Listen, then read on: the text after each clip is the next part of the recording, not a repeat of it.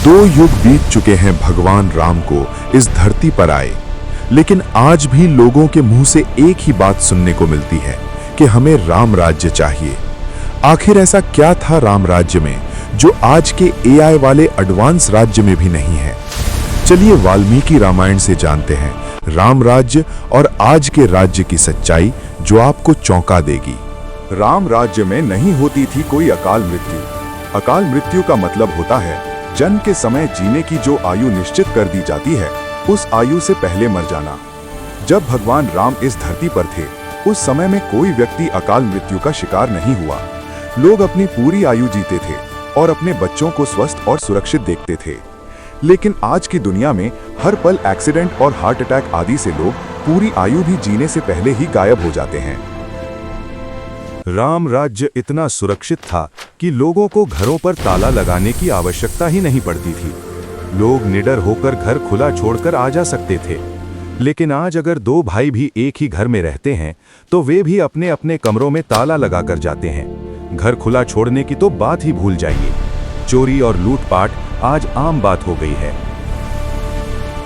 राम राज्य में लोगों का लिविंग स्टैंडर्ड इतना हाई था कि लोग खाने के लिए सोने चांदी के बर्तन काम में लेते थे। गरीबी और भूखमरी का कोई नामो निशान नहीं था। लेकिन आज का व्यक्ति डिस्पोजल और प्लास्टिक के बर्तनों में खाना खाकर ही संतुष्ट रहता है और उसे ही एडवांसमेंट समझता है।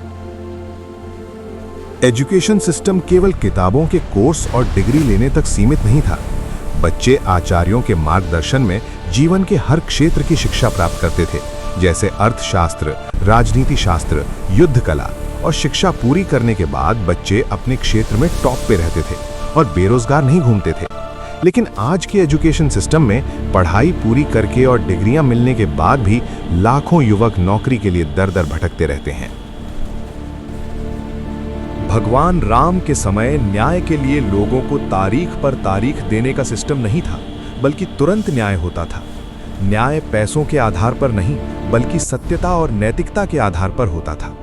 लेकिन आज लोगों की जिंदगी कोर्ट के चक्कर काटते हुए निकल जाती है और पीढ़ियों तक भी न्याय नहीं मिल पाता। इलेक्शन सिस्टम की बात करें तो राम राज्य में राजा का मतलब सिर्फ सत्ता हासिल करना नहीं था, बल्कि राजा वही बन सकता था तो सबसे टैलेंटेड और चरित्रवान हो।